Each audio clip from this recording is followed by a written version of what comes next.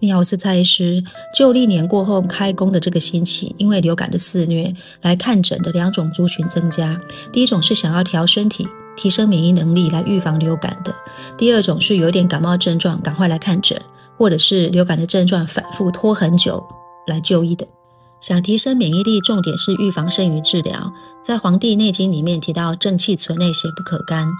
从体内的保养动作平时就得开始。依照中医的经络理论，有3件事要先做到。第一个，肝胆经运行的时间，晚上11点到凌晨3点要是熟睡状态，不只是中医的说法，身体许多内分泌激素都是在这个时段在处理的。第二个，内外并治，冬病夏防，可以配合在每年冬至后开始的4-9贴疗法。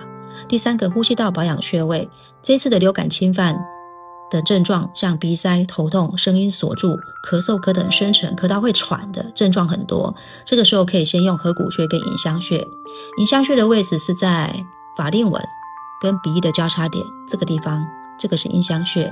合谷穴是手打开，拇指跟食指交叉的中间这个地方，这个凹陷就是合谷穴。